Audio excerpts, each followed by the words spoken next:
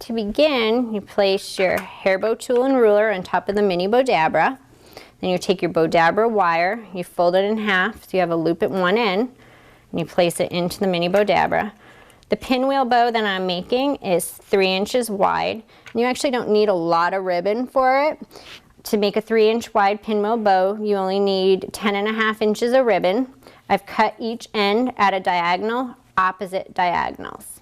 Then I can seal the ribbon. I can use clear nail polish or run it through the flame of a lighter just real quickly to keep the ribbon from fraying.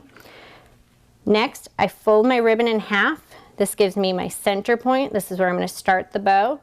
And I need, for the beginning, a mountain down crease. So first I form a mountain up because it's the easiest thing for me to make. And then I turn it over, and this is my bottom.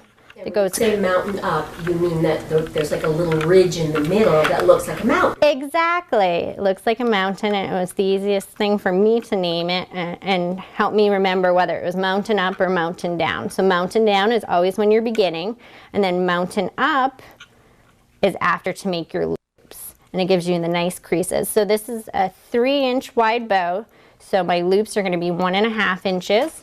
Slide it right down in. Got my first loop with my ribbon facing down. That's what gives it the pinwheel look. And then the next loop with my ribbon facing up.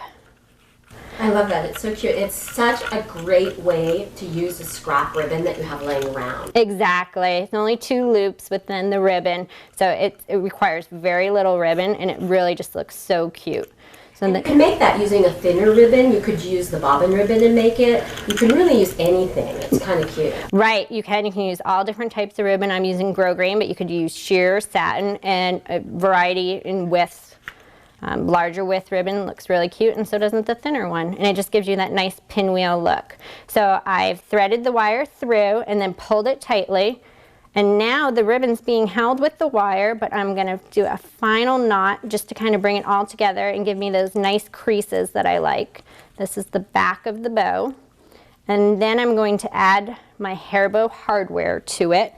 I'm using an alligator clip lined with ribbon.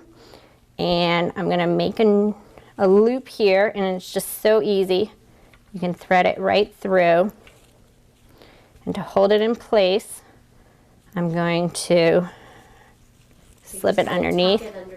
Yeah, alligator clips, they just work so well in hair, and they're just really easy to attach.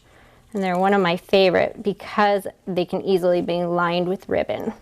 So now I've attached it, and then I'm going to use my scissors to just trim away the wire.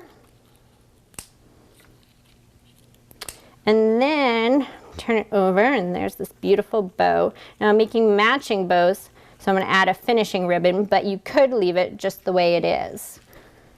To add the finishing ribbon, I just cut a piece of ribbon and knotted it in the center, and then I love glue dots. They stick really well to the wire. So I just took a dot and kind of just stretched it over the wire. It's one of those things that's real easy to use, and just one of those fun techniques that I've found that works really well for me. So I've got the front, I'm flipping it over, and then I just add the glue dots on the back to hold it in place. So it's open up the alligator clip, attach it again along the wire, fold it in place, add another glue dot. And you can use hot glue. If you prefer using a hot glue gun, not me. You absolutely can, but what's nice about this little trick is it's real simple, and kids can make it as well. And then we'll place this right here, and you have matching bows. And those work great for pets too. They do. They would look really nice on a collar.